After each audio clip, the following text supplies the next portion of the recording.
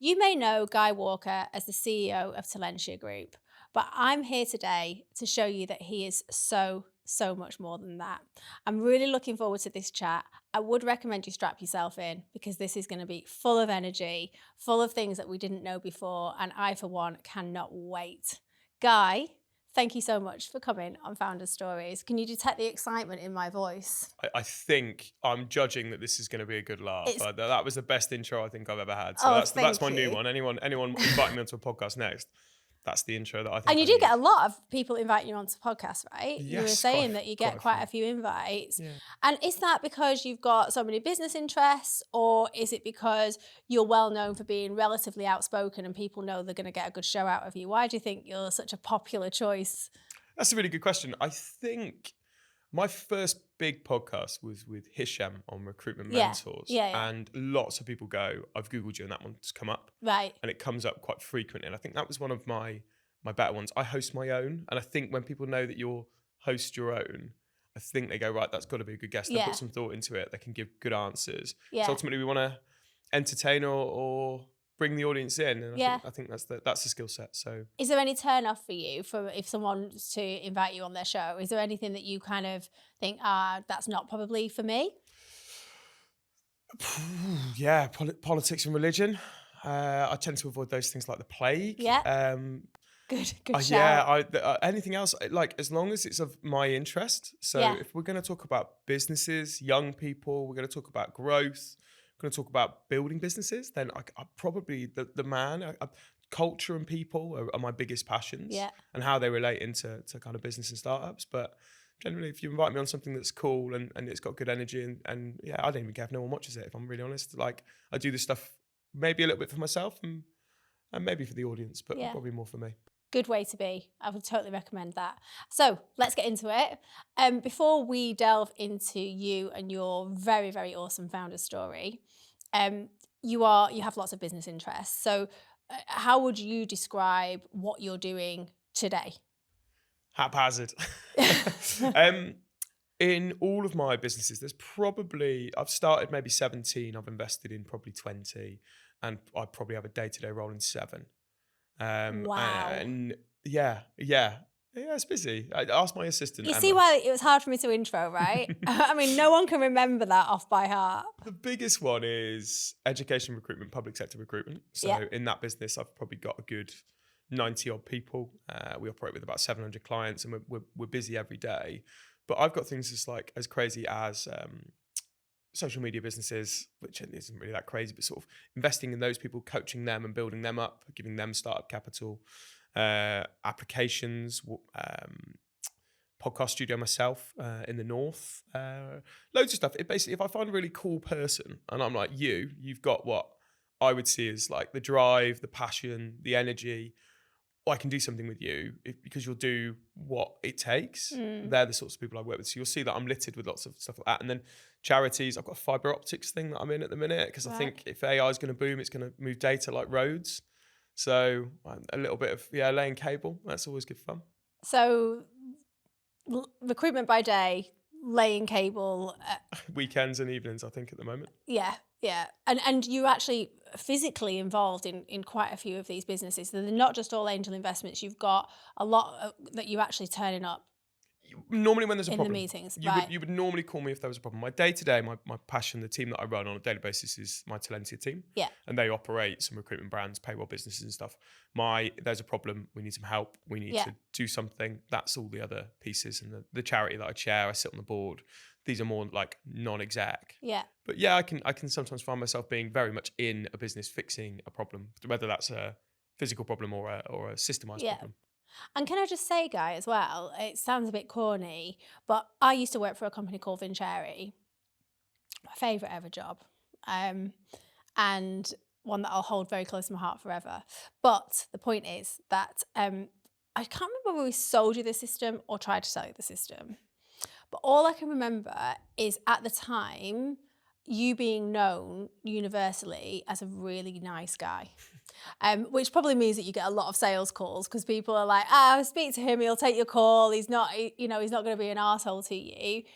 And you've got this reputation of having time for people and having conversations with people.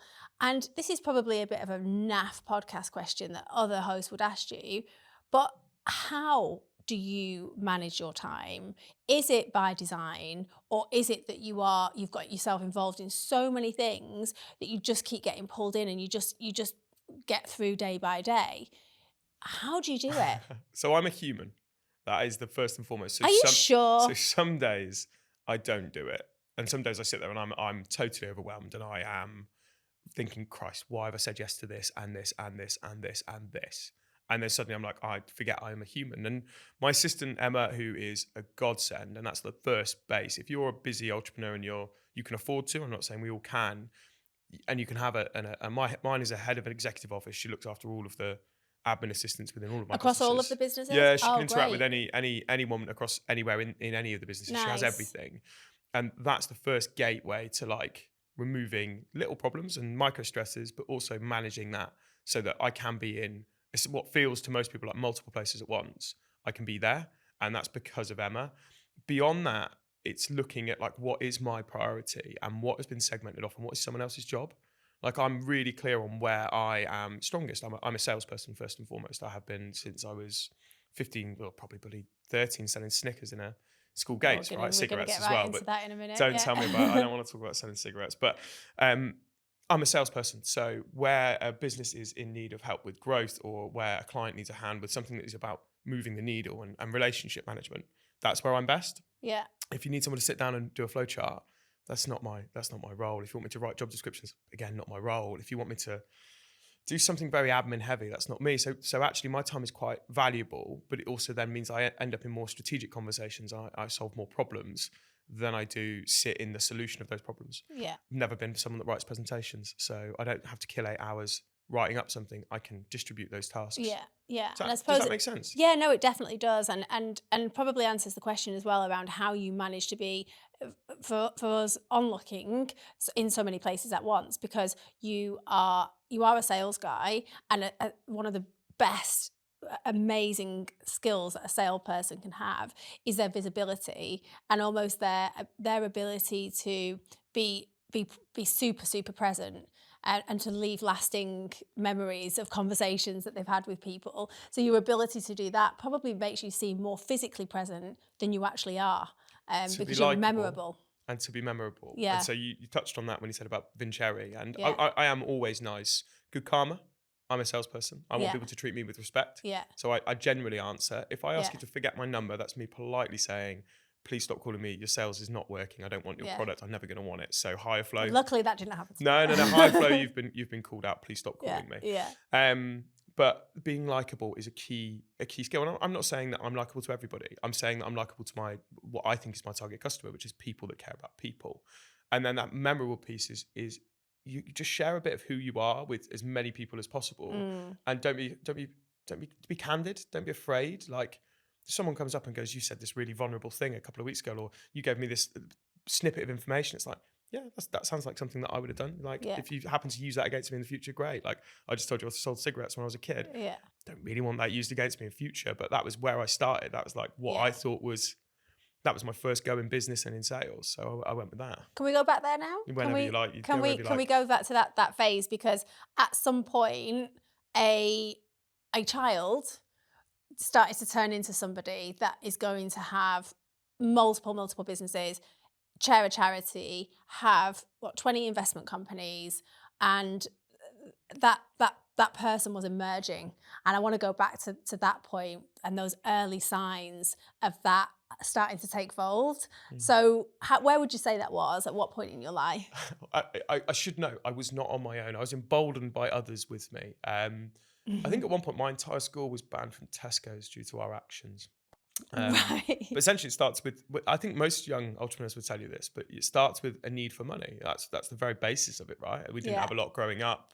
Mum was a social worker, dad fitted handrails. It's like, I got my lunch money. I didn't want for a lot, but we didn't have a lot of things. Right. So when everyone else is turning up with like flash new bikes and all whatever was trendy back then, the latest Nokia, whatever, you want that sort of stuff. So if you see a quick way to do that, and if that is selling Kit Kat Chunkies, you used to buy 4 for £1. or you steal them from Tesco's, whichever one. Sorry, Tesco's.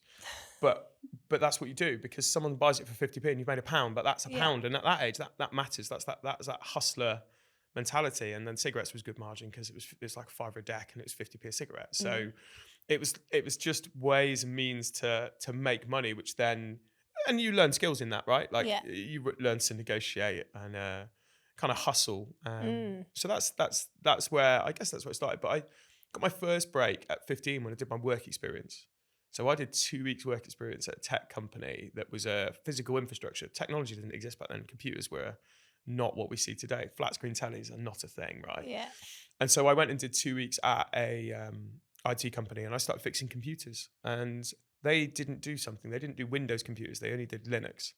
So I took all the Windows business and I actually started fixing people's computers domestically for homes and stuff from there.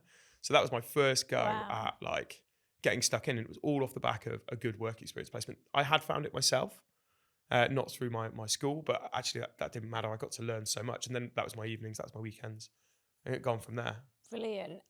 Just let's touch on the work experience piece, because obviously you've now built a complete ecosystem around education, not just in your businesses, but your businesses focus on that as well. But I know you give a lot back to kind of emerging talent as well. And I think work experience is something that is really, really undervalued. So I've got a 16-year-old daughter who didn't get a two-week work. It seems to be abolished, the kind of standard 2-week work experience placement. But it won't surprise you to know that you're not the first founders to sit on that chair and tell me that they can attribute, or they started to notice that love for work and wanting to earn money and or having opportunities through something like work experience. What are your kind of thoughts around that? That's really interesting. I should say that my family is quite interesting. My brother is a DJ and my sister is a wedding photographer, and I'm a massive capitalist. So not all siblings are built equal, and not all families create the same output. There's not a carbon copy. It's not that one thing. You maybe can't tell by this point, but I'm ADHD, but to the sort of back nines. I can't really sit still. So there's that innate, I have to be doing something. Yeah. In terms of that like work experience piece, it isn't abolished. It is supposed to be there. Colleges and schools are supposed to give people a taste of working life. You're supposed to meet employers. I think the problem being is that people don't value that work experience as a business tool for themselves. So one, to give back to their employees, to give young people a genuine opportunity. And young people don't value it because maybe it's not like in a private jet, or it's not in a helicopter, or it's not in Andrew Tate's villa, or it's not whatever, like generalizing a little there, but work experience is not glamorous. Work doesn't always have to be glamorous. Some of us are so lucky we get to do things that we love. But when you're starting in your career, you're going to do some really crap jobs. And you go into work experience, and if you land in my office, maybe you're lucky, right? It's crazy, but you might land in an accountancy company. And I love accountants, fantastic. But if you get put in work experience with 10 accountants for 2 weeks, you're probably not massively excited about accountancy at the end of that process. Maybe if you end up a big auditor. But if you think about what the value of work experience is, unless that employer takes genuine care of that young person, it gives them a real world look at every element of that business, into HR, into finance, into sales, sees every function, they're not going to have a good work experience. They're not going to know what job they want at the end of that. Whereas if you take it seriously, you partner them with different people, you show them the whole business, and you give that person just a great week, and you send them back with something to remember it by. I know that has a cost to it, but what is the cost of inaction for our young people across the country? And that is, I think that's a far worse cost to bear. And we all share a responsibility in giving people good 100%. Good entries. Thank you so much for saying that. I really could not agree with you anymore. But I need you to get off the moral high ground now and talk to me about Tesco. No, I'm interested to go back to this point where you're like, hang on a minute, I want these things. So it did. Whereas now you don't strike me as somebody who is particularly motivated by material things. Back then you were. So talk to me about the kinds of things that you did and that journey, getting from there into, did you go into higher education? What was your journey and what was your route into the workplace? Touching on the psychology of it, it comes from a place of lack. When you see other people that have things, you kind of want those things, and if you don't have them, then you do things to go and get those things. And if no one tells you the right or the wrong way, then you will do the way that is easiest, or the way that is presented to you. Yeah. And I think that's like psychological safety isn't really taught to young people at a lesser age. And I don't know at what point I really started to grow up and study me, but that was probably, that was after my mum died, right? That's into like 26, 27 years old, really past the grieving process and into like, who am I as a human? And you don't do that at school. You don't do that as a kid. You probably don't even do that. You may never do that in your life, right? It's a choice to go through the process of understanding. So I set up my first business at 15. You'll not be unsurprised to hear it was Remote Guy Technical Services, because you're remote and your name is Guy. That went really well for 3 years. I had a good client that gave me a really amazing opportunity to look after all of their IT across their 400 units. They were a housing provider.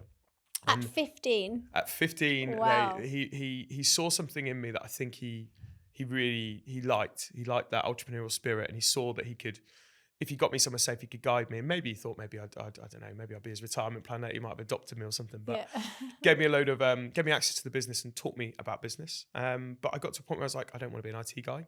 And purely, the IT guys were not cool, man. Like, don't know if I haven't seen my IT guy. My IT guy's actually all right, but some IT guys are not cool. No. Back then, they were not cool people. Now they're trendy. And I was like, I'm not doing that. So I actually went into hospitality as a glass collector. Right. Got promoted to a supervisor, invested in a bar, borrowed 10 grand off my dad to invest in a bar. It went bust, and I had to pay that back over about 4 years. Sorry, Dad. I did pay the interest though, because he was a proper stickler. So, well, that's fair. That's 100%. If he got his money back, 100%. There's plenty of people that have borrowed money from their parents and never paid it back. So don't feel too bad. Don't worry. I looked after him. I bought him a camper van. I've bought him Man United season They're done tickets. all right. He's having They've done all right. My dad's kosher. He's fine. He's all covered. But yeah, it was really nice of him to support that. And then after that, I did 9 months in sales, in a national sales role. I was going into people's homes face to face, like you and me right now. Yeah. And a friend called me and said, "You'd make a really good recruiter." And I was like, don't know why. And then she called me 3 times. I didn't know she was getting 3 grand for referring me. That was what they paid back then. Yes, we used so to 3 do calls, that all the time. 3 grand, right? Brilliant. I went in and I set every record that they'd had. My career was, although it was only about 5 years I was with them, but I set every record from fastest to consultant, fastest to senior consultant, fastest to manager. I had a pretty large team. And then unfortunately my mum passed away quite quickly. She from diagnosis to death was about 8 days, which was pretty rapid. It was pancreatic cancer. And that changed my entire life, for good and for bad. Like, I miss my mum every day. It was every day initially, and then it slowly begins to fade. And the thing that I love is that there's so much in that, right? There's so many memories. But she passed away. I hated corporate life. I didn't want to work for people that had no purpose. I didn't want to work for people that didn't love what they did. I wanted to work with people that were passionate and had impact. So went back to work, tried, because they'd looked after me, they'd paid me, they'd been kind. I did my best, right? But I couldn't. I'd changed fundamentally at that point. And then that's when I started my first business, which was Dovetail. And then you through COVID, and then you're here. But I think that's probably enough on. Is that enough to? There's a lot in that, right? That sounds probably a lot quicker than it actually was. We've just done 17 years. Yeah, exactly. And I can also totally see you in bars. Like working in bars, the way that you are, I suppose you were very friendly, but also wouldn't be messed with, kind of thing, that kind of bar. On your feet, moving, asking questions, upselling people, but solving problems. And I think hospitality is a feeder ground for young people. 100%. We're losing that at the moment. And my 17-year-old really wants to go and travel and work in bars. And the parent in me is mortified, because I'm like, obviously it's risky. Yeah. But I am like, I will get his ticket, I will buy his ticket, and off he goes. I think it's such a fantastic experience. I had a similar journey. I worked in a nightclub that was open till 6 a.m. and it really made me into such a better salesperson when I went into sales. Skills. What we're doing here is the base of, can you have a conversation? Yeah. Like, put all the other stuff of likable, memorable to a side. Can me and you communicate? And we would learn that by me selling you cocktails, right? Yeah. You coming back and selling me shots. Let's go back and forth and discuss and have a laugh and whatever. Yeah. And that is really valuable experience. Yeah. I think, like, go and do a ski season. If I didn't even know it was a thing. I grew up in a household, although my dad had done 3 years abroad in a ski season, didn't think to say to his kids, you can do a ski season, right? Or you can go do a summer season. Yeah. Just thought, naff it. I'll just let them rough it, right? Because I love skiing now, and I'm like, why didn't we do that? When did you discover skiing? Did you have to? It wasn't until you fell into your first million. No, my sister had a horrible accident on a mountain where she did the splits. She didn't like that. Oh, dear. And she blamed my dad. my dad was nowhere to be seen. He was not. Right. He was not there looking after her. So she had a very bad experience. So after that, mum banned us from ever skiing with Oh, dad, right. partly because dad didn't find out Ruby had injured herself for 3 hours because he was up a black run. Right. So I discovered it at school. They did a school trip to somewhere, and then I picked it back up when I got into sales at 20, Right. and then I've skied it. And you can have ever them. since You've then. got Never money really to looked do it back. and all the gear and all the rest of it. All the gear, no idea, right? Yeah, exactly. You mentioned your ADHD. Yeah. So let's just touch on that. I don't want to make the whole show about that. Yeah. But you've gone on this journey, very, very interesting journey, and it is 17 years, but it's still, given what you've just covered, is a relatively short space of time. Had this huge trauma kind of thrown in with your mum in the middle of that. How did your ADHD affect that journey? Was it something that, because I don't think we should always see these things as a negative thing, and actually some founders are one of the reasons that they are so successful is because they're always thinking and they're always on. Obviously what goes up must come down, but how have you found that you've managed to work with ADHD for that journey? That's it's probably the obvious question, but it's such a good question because it is the important part. It is a superpower for work. Yeah. Right? It absolutely allows me to spin multiple plates, have intuition that means I can finish stranger sentences, have an indicator of whether someone's got buying signs by their very movements, right? Yeah. People take years to study physical body language. I mirror people instantly. All of that intuition fuels a really good salesperson. That energy, I don't stop, and I'm always thinking, and I connect dots faster than anybody else. On the other side of that, I woke up at 5 o'clock this morning and I'm tired. I've been working hard. I haven't been home for 20 something days. And I can't get back to bed because my brain's just going mental. You will always have self-doubt, but I think people with ADHD have more self-doubt. I can't be disliked. I absolutely have to be liked. So I really struggle with difficult conversations and I can tackle people head on. And if I know it's the right thing for both of us, I'll do it. But if I think that I'm going to upset you or hurt you, I really struggle to have that. And that can be a weakness that people exploit, but also something that makes you wrestle with yourself sometimes. And I think I often wonder, am I normal? And then I remind myself I am not normal. And that can be a bit of a stickler because almost we all want to fit in, right? Humans naturally, we're pack animals, want to blend. Yeah. I can't blend. I don't do a good job of blending. And that leaves me sometimes feeling quite isolated. Yeah. And that's like highs and lows because without ADHD, and the reason I've never medicated my own ADHD, right? And I would always say to anyone, like, have that conversation and test the drugs and see what works and try and find something for yourself if you struggle with it. For me, I've never medicated because this is me. Like, I am who I am, and I will take the highs and the lows because I'm lucky enough that my highs are so high that the lows don't really matter. Yeah. But there are lows, and I would say to anyone on that journey, like, try it and do what's right for you. And my risk was around what if it was permanent? What if I never got back to who I was? Because I love my life and I love what I've managed to do with my ADHD. It's part of my personality. I can't take away from it. Yeah, that is really fascinating, and that's why I didn't want to approach it from and how have you coped with this huge thing that must be dragging you down? Because I think the way that you think is almost like AI, and you mustn't actually be that as bowled over by actual AI as other people are. That's hilarious. I typed one of my business issues into AI the other day and it literally regurgitated everything at me that I was already doing and I put in place, and I went, it's not beating me yet, but I can see how very quickly, where it is a superpower for me is the stuff I'm weak at. I'm not organized. I am terrible at creating something from a blank page. I don't write reports. AI takes my tone of voice, it puts it into something that's legible, that is suitable for someone else to determine and written to their style, but what I need it to say. So interesting, really interesting pick up there. Yeah, I think there's probably less of a gap between you and artificial intelligence. Ours is called Jarvis, right? We call ours Jarvis. Yeah. What film's that from? Is it Iron Man? I don't know. Jarvis is pretty clever, but he's not that. When it comes to recruitment, I'm better than him at the moment. Yeah. For now. Yeah. Do you still do any recruitment? I haven't picked up a phone in anger in a little while. I did a placement. I did a placement last week. Did you? Only if I care about the placement. Yeah. So if it's personal to me and the person is someone that I've worked with over the last 12 years and I know what I'm doing with it, I'll do it because that's the right thing. So more very senior level roles.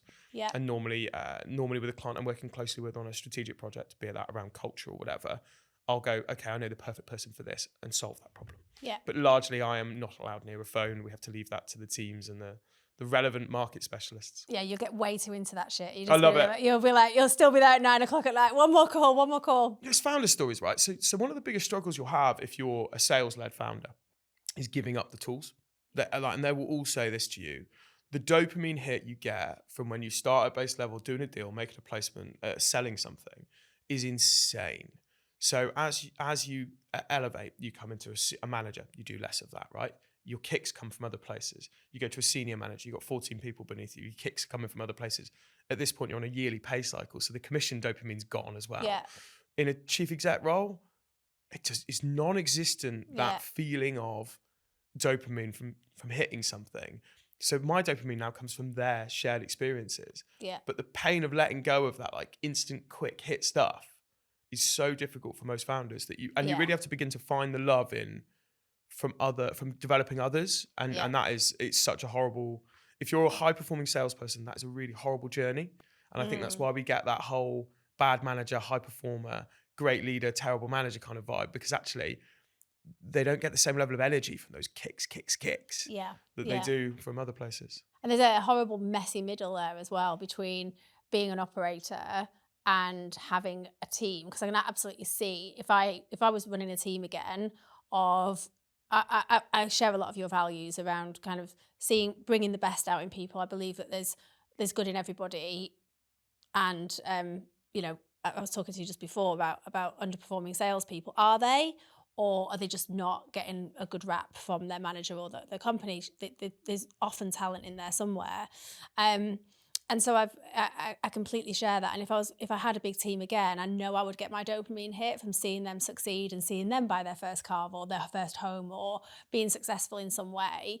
And I'm not really on the tools that much anymore myself. So this is kind of, my business isn't big enough yet to be able to see the team and invest all of that into them. But I'm still not in the operator stage where I get that dopamine from my own results and what it says on my dashboard. So I think there's a lot of founders that particularly come on this show because they're in that kind of startup scale-up phase where they're now starting to not be the salesperson. So they're getting out of that kind of founder-led sales, but they don't yet have a team that they can get the dopamine hit from. Yeah.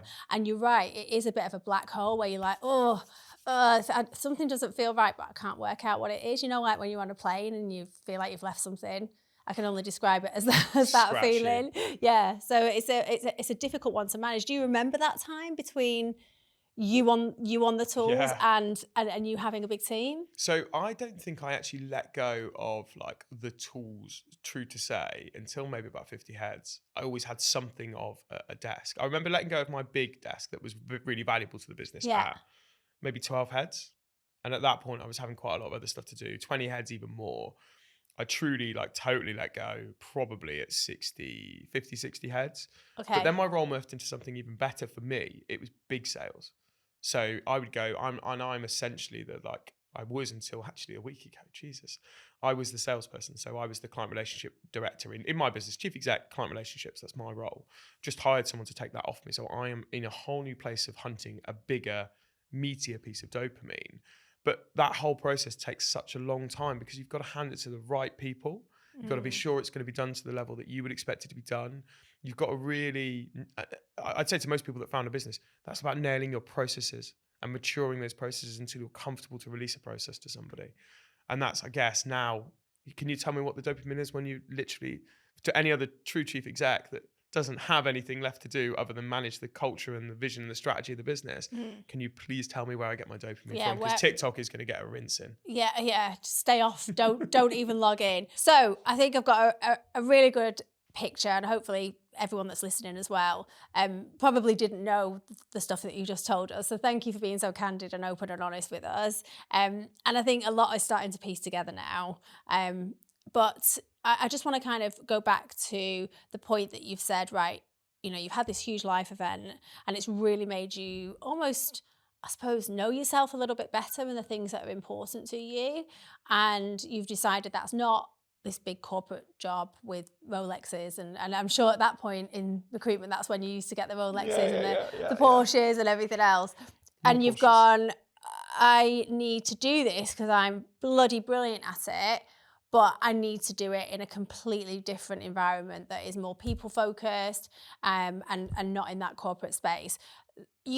Anybody can wake up in the morning and think that, but how did you actually action that? Did you just leave and wake up one day and like, right, I'm on my own now, better get my phone and my yellow pages out? Like, what was the process of going from corporate to business owner? Well, they actually sacked me a day early. So I got sacked. I asked to resign and then they were like, no, you can go a day early.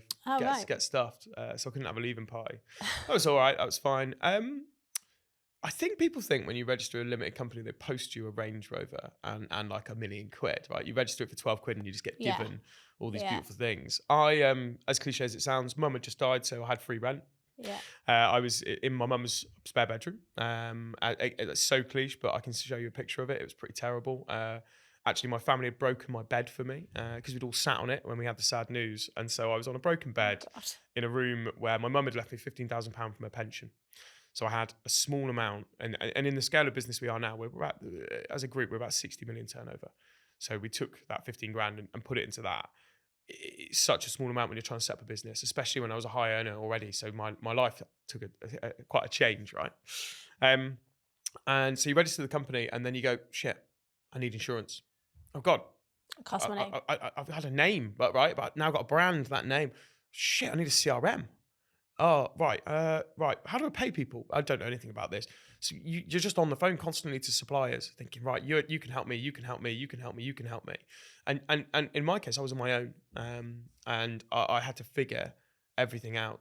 And that probably means if HMRC look at my first year accounts, sorry, buddy, there's probably some problems in there, right? I'm sure it wasn't all as it. Right, I have to cut that out because they will go back. I hope they don't care how long they go back. No, they have to find something in this year because that was 7 years ago. So we're clear for that year. They have to find something they don't like.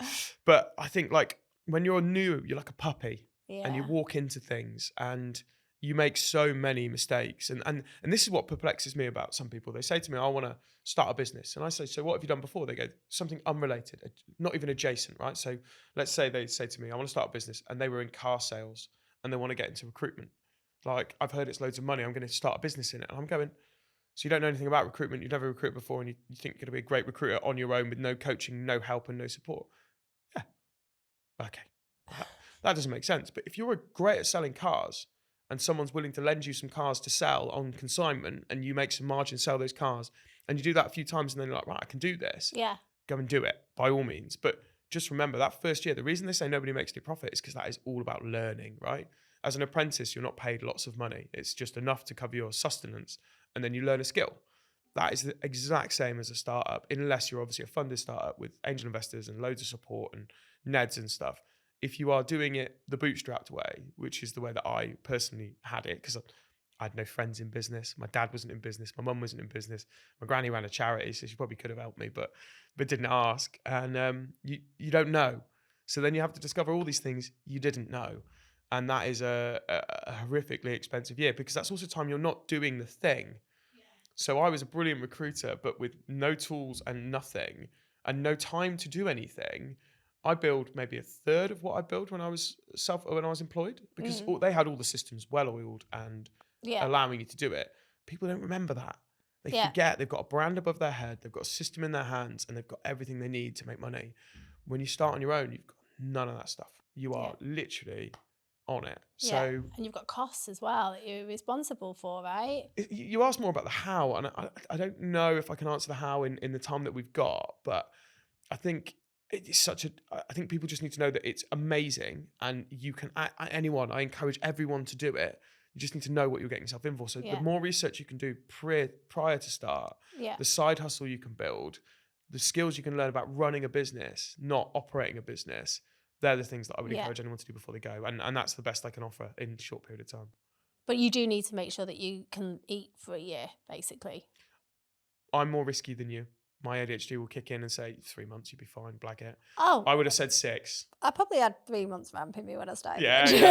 I reckon I would say to anyone 3, because in the current climate, 3 is stretch anyway, right? Most people have got 1 month. So you don't want to stop people from ever doing it. If you're more risk averse, then you want to look like 6 to 9 months of eating. Yeah. And if you're someone that it can take no risks and has a young family and you're responsible for others, Exactly. Very much. 12, 18 months, Yeah, please. 100%. Because that stress is a whole nother game that will capsize your business quickly. Yeah, having people that depend on you completely changes the game for sure. And then how quickly did this thing spiral? Because you've gone from that bedroom situation on a broken bed to having a business that is turning over kind of 60 million. Is the portfolio that turns over 60 million? It's that main entity that turns over 60 million. So the main rest is ancillary. right. So the main entity, that is absolutely insane. So how quickly has that been recently, or was that at the start? It was just like placement, and then you get that snowball effect. We are a Sunday Times Fast Track winner for 1 year and 1 year only, because I didn't know about it until that year. So we scored 67 on the list with a 76% CARG, and that was where we jumped from 16 million to 48 million in 3 years.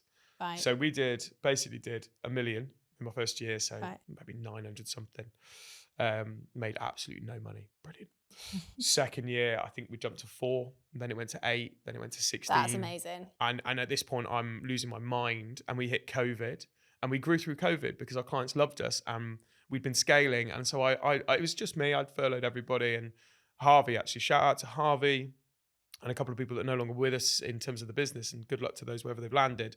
But me and Harvey was sat basically in this office trying to put the business back together. Shout out to Ruby, actually. She was really helpful. But we were putting the business back together from nothing. So basically saying to clients, whatever you need, like, don't even pay us, just remember us later, because we're already losing 20 grand a month. Like, what more do you want from us? We're fine. We can't lose any more money than we're losing. Yeah, so we were working for free. We were doing anything. And then when it roared back to life, it roared back to life in our favour, because we had been the good guys through it. We didn't make people pay their contracts. The government was saying, you should pay. We were like, no, listen, you're in because their income dropped too. So we were in it with them. We were their true partner. Like, we'll take the pain if you take the pain. But remember that 5, 6, 7 years later. Yeah. And I'll remind people now, like, I took the pain for you. Can we take a bit of pain together to get to the right result? Brilliant. Because no organisation is perfect, and mine will make mistakes. And all I ask for is that we work to solve those things as in a collaborative way, like true partnership. I know people say, oh, you've got to partner with people, business partnering. That's all like, that's a way of changing what you say. That's just not sales anymore, it's partnership. In my world, if I partner with you, we are in this, we are doing it together. Like, I will help you fix your problems and you work with me to fix my problems. And in that, we have a commercial arrangement that's good for everybody. That's proper partnering, in my opinion. And that's how we built our business so quickly, I think, because we are what our clients need and what they tell us they need. Yeah. So across this kind of trajectory from being in the bars, starting the business, and the business has now started to snowball, it's all sounding a little bit wholesome to me. It sounds like you were in bed at 9 every night, you're getting up at 5 every morning, taking an ice bath, down in a green juice, and just focusing on the business. This is founders' stories. What was really going on behind the scenes with you? I was fat. I'd eaten a lot of food. Internally, the business, we didn't work Fridays. Right. Thursday night was a good night. We had a great night out. Fridays, we'd be playing Nerf gun wars and ordering Wagamamas. If you look in our system, there's a Wagamama's menu stored under like Friday morning. Right. So you type Friday morning into Bullhorn, and what will pop up is Wagamama's menu. So you can order your lunch. Right. Umbrella companies used to give you like a free money card for sending contractors. We didn't have our own umbrella company, so we used the free money card to buy more Wagamamas and buy more Nerf guns. And at one point, downstairs came up and said, "What the hell are you doing? It's Friday. We're working." And we're like, "It's Nerf gun day. Please be gone. We want to play with our Nerf guns." I wasn't in the gym. I wasn't doing anything sensible. I was working. I was just a workaholic. Yeah, we had some fun, but ultimately I was still paying the contractors later on that afternoon, and I was still on my laptop and answering calls and doing what I needed to do. I was just addicted to the hustle. They call it the recruitment stones, but when I first got into recruitment at like 20, I put on 5 stone. I have not shifted that way until about 3 weeks ago. So I'm the lightest I've ever been today. I think I'm 98 kilos. So how have you done it? Gym, MyFitnessPal, running around Hyde Park, and actually thinking about how much protein you intake. Yeah. But mainly thinking about my health, because I'm 32. So you kind of want to be healthy coming into your 40s. So if I never figured out how to lose weight, I would be going into my 40s and then I'm screwed. So I was like, cool, it's all great running this business, but I made sure my assistant gave me time and space to take care of myself. I nearly missed lunch today. That wasn't good. But it's like, health is really important. I don't subscribe to the 5 a.m. ice plunges, cold juices. That's the only way you can be successful in life kind of stuff. Like, look at me, I'm comfortable in what I'm wearing. And it's a choice. Like, choose your comfort, like what makes you feel good. It gives you fuel to run a good business. But like an ice bath ain't going to make me happy. In fact, it's probably going to piss me off. So if you said, Guy, you got 6 a.m. ice bath and a 7 a.m. meeting, that person's having a bad meeting, I can promise you. They're horrible, by the way. I keep trying to like them, but they're terrible things. John will tell you 5 minutes in one of those is fine. His nipples have fallen off. He's got frostbite, but he had a good time. And I think around health and stuff, that's the bit that you have to get right at a point. But everyone talks about balance. I'm all in on whatever I do. And I was all in on business. And I thought that meant that I could also kind of forget about health. But you're all in the vehicle you've got. And your 4 wheels is your body. And so it's okay to be all in on relationships, all in on business, all in on career, all in on learning something. But you're all in the body you have. So you can never be all in without your health. Yeah. So I just say, like, it's cool, man. Like, go all in and be that. I call it hard as a motherfucker, right? But be that person, but you do it with the vehicle that you're given. So like, look after that thing, because that allows you to do everything else, and balance will come. Yeah, I completely agree. I'm very people have a complete misconception about me and my attitudes with health and fitness, because you look like High Rocks. I actually don't do High Rocks. I'm not going queuing up for 4 hours to run around for an hour. Sorry, High Rocksers, they've just all switched me off. I've been cancelled. But I've got a real healthy love affair with movement in general. I don't care. I could be running. I could be. I did my CrossFit phase, but right. Sorry, I should have said. I should have called CrossFit out. It's finished now. I got way too injured, but for me, I don't know. I think it's probably the only thing that I can truly control, and it's down to me. And it's my name above the door, and therefore it's all down to me, and it's nobody else. Whether it's a client or a meeting, really, you can blame them and you can use them as crutches, but ultimately you are responsible for your own Can't body. blame the donut. It's not the donut's fault. The donut didn't do anything wrong. You ate the donut. It was a good donut though, right? Like, but congratulations, though. I think it's great that you've managed to make that change. Was there a compelling event that led to that? Did you have a scare or anything, or did you just go, do you know, it's Wednesday, fuck it, I'm just gonna lose 5 stone? Wild, right? I was looking at like young pictures of my dad, and I was thinking to myself, at some point in my life I want to be able to say to my kids I was healthy. And so if I haven't got children today, so it was more about the future. Like, I don't want to be the guy that goes back to his photos and goes, this is bad. I can't show my kids this. Like, I must. No, it's a very valid. I want them to be proud, and I want to look back on my own life and say, at some point, I was fit and healthy. And obviously, there's a load of other reasons in and around, like wanting to be able to keep up with the pace of work and being able to do things. I've got a bit of a project at the minute, which is to run in every city I land. So, I mean, Hyde Park's my go-to. The hotel I stay at's right by it. I go for a run every time I'm there. But I was in Barcelona the other day, run around it. I was in Marbella, running along Golden Mile. I was in Dubai and I was running around the harbour. My plan is to run wherever I land. And that freedom of getting around a place with your own 2 feet and seeing it from a totally different perspective, not in the back of a taxi, not in a car, is so freeing and so enjoyable. And it's always, for me, it's at the crack of dawn. Just as the sun comes up, you're giving me goosebumps, because I really feel that. Yeah, I get to enjoy it, right? And that's I don't run particularly fast. I don't run particularly well, I'm sure, but I move and I'm heavy, so I burn a shed load of calories. This morning, I think I burnt about 1,000 calories doing 8K around Hyde Park. Yeah. It just means I can eat what I want today. You've beat Manjaro though, haven't you?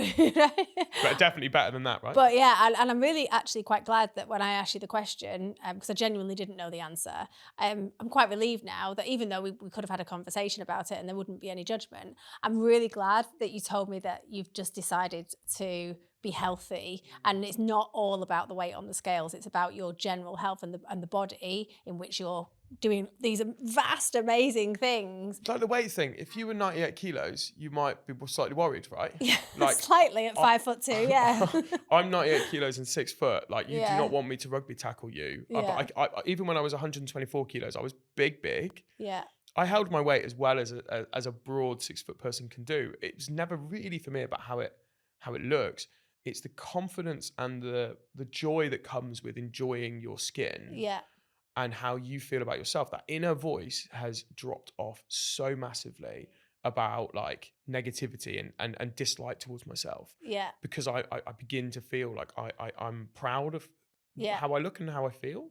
And that bleeds into business. Like I am absolutely so much better now in meetings and dealing with people because I'm more comfortable. Yeah. And I'm starting to really get behind. Like people always said, it's a confidence thing. It's not about actually being fat, or it's like it is that. Like they're not lying to you. You will feel better if you take your health, not your weight, not your fat, not your anything seriously, your health, and by byproduct maybe there's some thing about feeling good. But I probably that's enough. You take back control, and it is that sense of this is something that you're controlling and you own and you really feel good about. So I think it's certainly for founders is actually a really important thing. If you feel shit about yourself, it's really hard to keep pushing forward when all of the other crap that falls on your desk that day as a founder, that first year you're talking about, it's like, oh, I've just done a 30 grand deal. Oh no, it's a 25 grand invoice here that I've got to pay out. That's basically the balance. If you've just got that one thing that you're controlling, I think that can be super, super helpful. Before we move into what's next for you and your hopes and dreams for the future, which I can't wait to get to, by the way, I'm conscious that you have, obviously, you've got Talentia, you've got Dovetail, you've got the charity, you've got however many investments. We haven't got the time to touch on each one of those today. So I'd love to just kind of pass the floor to you and just say, out of all of those things, kind of, is there anything that you want to tell us about that you're doing at the moment? Is there anything that you're super passionate about that you'd just love to kind of give a shout out to? Young people. I am sick and tired of the rhetoric that we have, this lost COVID generation that is broken and has no hope. So I think if I had a stage to appeal to an audience today, it would be help young people, like however you can. If it takes 5 minutes or it takes an hour, or it's what you do on a Saturday morning, or find a way to get into your local community, get into your local football club, get into your local, business centre or community centre, and pick a young person and support them. And if that young person is your child, that's fine. Like treat that child like you mentor them and coach them like you would do a stranger. Like do that person proud, but stop talking about them like they're idiots, and stop talking about them like they're letting everyone down, and stop talking to them like making them feel like they're not full of potential, because the media does that. The world is doing that. The world is a horrifically scary place at the moment. We don't know. We're training people for careers that are not going to exist. We have a changing economy. And the rhetoric is so horrible, and they are so lovely. And if you just actually went to your local college, or you went to a school and you saw these kids and you talked to them about what they want from life, they want the exact same things we want. They want a good job. They want a nice house. They want a career. They want to enjoy life. And we're not giving them options, and we're not helping them. And we're doing so because we think they don't want that.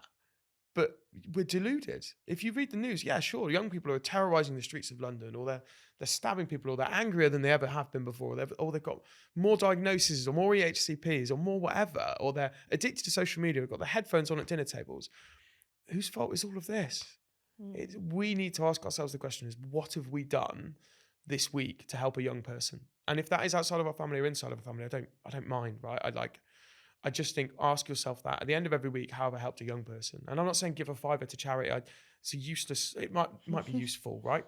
But I'm saying, what skills do you have, and how can you benefit a young person with those? So that is, if you ask me what I care about, it is creating opportunities for people. And specifically in the current economy and the current crisis that we have around NEETs and young people, it's our time that we can give them that is more valuable than anything else in such a busy world. Probably my favourite answer ever on the show, I think. So pissed off, angry. We'll be snippeting that and pushing that out. I might even chuck a couple of coins in the meter and sponsor that one.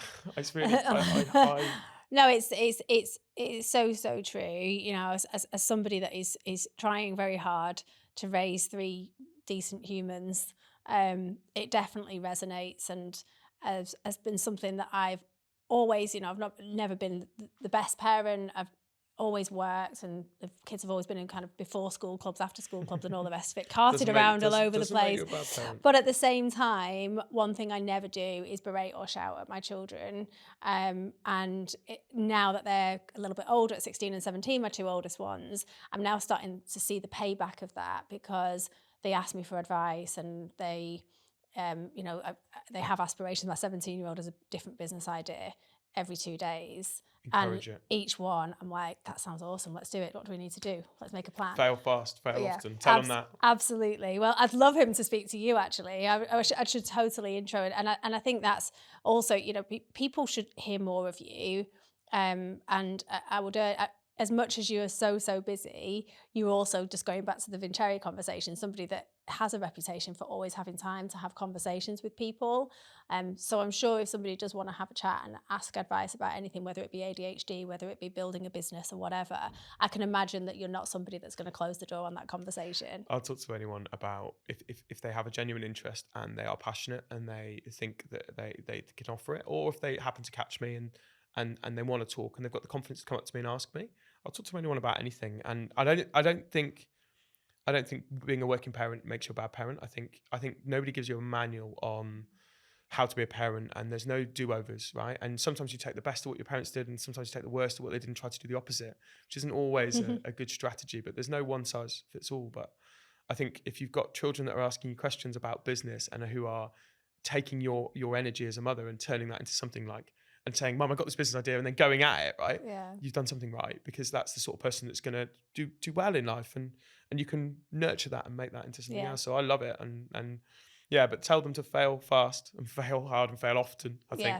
because all those business ideas, you've got to find an outlet for them that doesn't end up in running 20 companies and feeling burnt out most of the time. But there's ways and means to do it. But you also seem so happy. You just, I get a sense that you have, you know, your life is busy by design, and you wouldn't want it to not be that way. Are you genuinely kind of content? I'm kind of fragged at the end of like quite a lot of hotel stays. So what you don't sign up for when you start a business is, for me, I didn't think about national travel. I do 50,000 miles a year, and I stay in hotels 3 to 4 nights a week. And at the moment, I'm on my 9th night in hotels. So that's a bit overdue, right? I had work at the weekend. I was doing some stuff. So that wouldn't normally happen. But yes, busy by design. I love to challenge myself. And I think that we are built for maximum challenge. Like several times I've toyed with the idea of giving my job away and paying someone else to do it and just going and living my life, because that's an option, but possibly an option for me. And then I've looked at it and gone, nah. Because if I let myself down on what is my maximum, what is the best I could have done with all of my skills and everything I've got in my arsenal, what's the limit of my ability, then I'd have let myself down when I look back on my life and say, did I do my best? And I don't want to do that. So up until I hit a limit and I said to myself, I can't go any further, I can't do any more, I am done. And that's at the point that I'll step away. That's for me. That is my personal pride in my maximum challenge is that.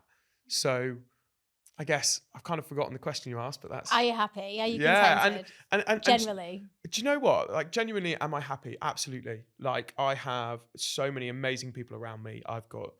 Do you know what? I haven't got loads of friends. I've maybe got 6. You've met John today. He's one of my few friends that I worked with, but I don't work with now. I'm sure he'd love to watch that. But I work with all of my friends. And so we built this beautiful business and I get that joy.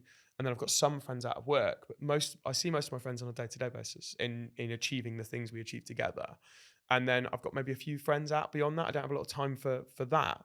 But even weirdly there, and this is the ADHD in me, if we're not doing something fun together, I really struggle. So I think if you have friends, they should energize you. And so I'm really blessed that I get to do loads of stuff that energizes me, and I can say no to things that don't. And I can be in places that fill me with joy, like walking down the high street over here.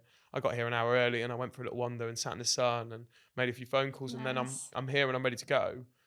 Probably my life is good. Yeah. Really, really good. And yes, I'm genuinely happy. And some days I'm not, but today Today is yeah, most days I'm pretty happy. Cool. Good question. And then kind of, I suppose you don't always know what's next. And then I'm not trying to put words in your mouth, but I would fall off this chair if you tell me you've got you've got an exit plan basically for the businesses, and what you actually want to achieve is to get the hell out of there, make as much money as you can, and go and live in some like super expensive location.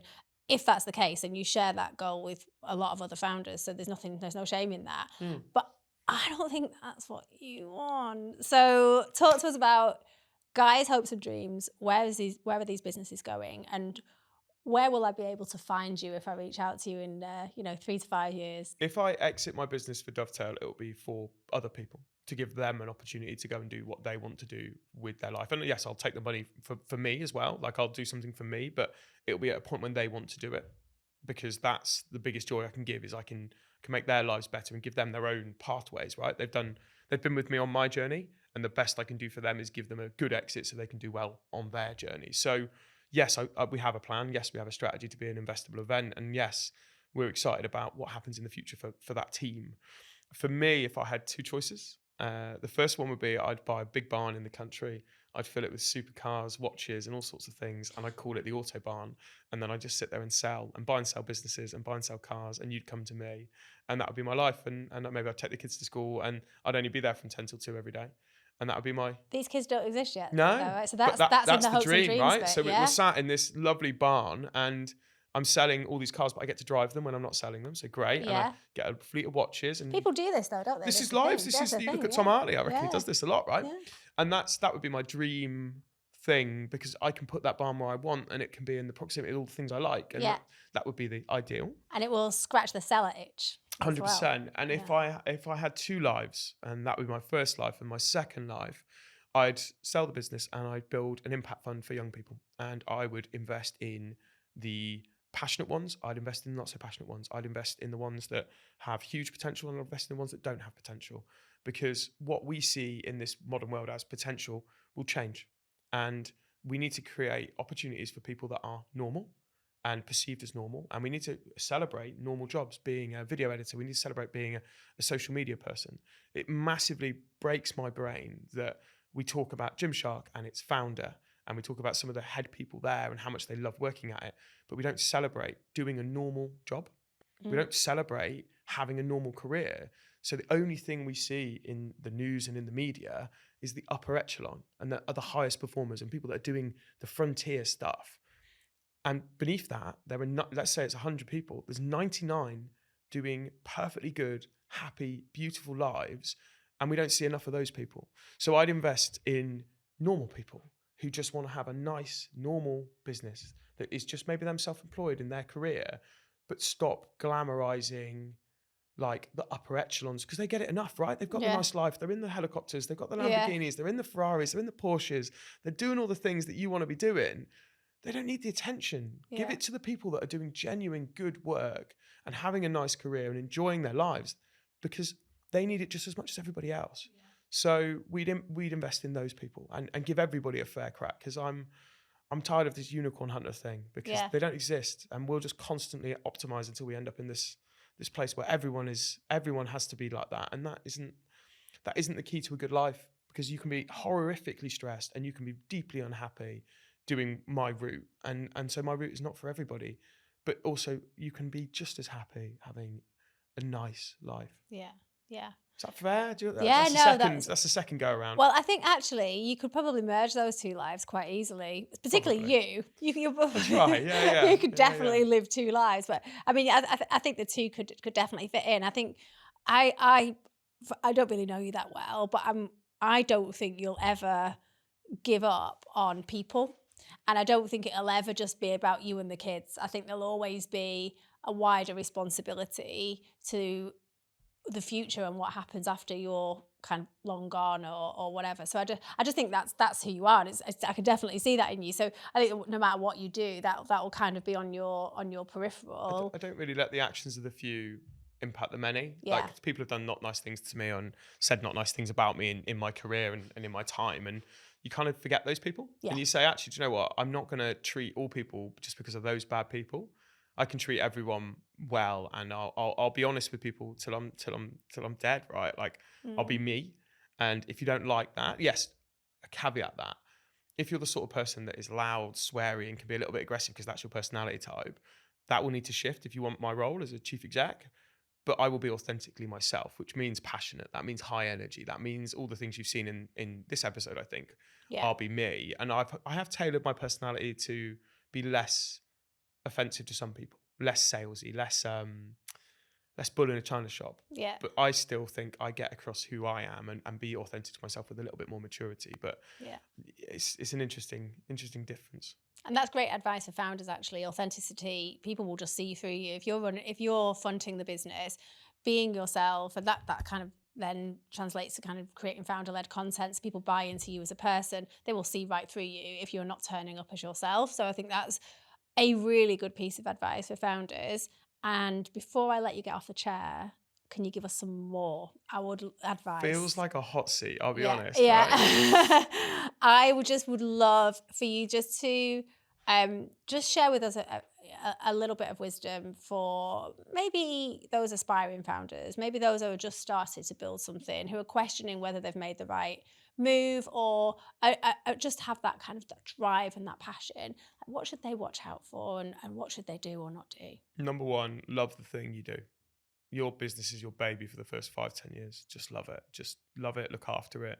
Do the best you can for it. Give it everything you've got, and make sure you love the thing you do. Don't just start a business because you're like, oh, that's what everyone else is doing. Like, love it, because it's so hard. And there's nobody will sit in this chair and tell you it's easy, right? But they won't tell you how hard it is. It's really hard. You will lose sleepless nights. You will have to give up on things that are important to you. You will forgo some relationships. You will put things off that are vital and important. You'll get fat if you're like me, right? You will, and you have to love the outcome of that, right? Love the journey as well, 100%. That is all part of the journey, but love the outcome. So first off, love the thing you do. Second, I would say to you that hard work outclasses everything. Like I'm not a particularly intelligent person. I've not been degree educated. I do not have any qualifications. We didn't really touch on that, but you got the sense I dropped out of school, right? I finished and was like, balls, I've got 2 GCSEs, I'm stuck. But you have to outwork them. Anyone, right? I promise you, I will outwork anyone. I believe you. I will get up at 4 o'clock.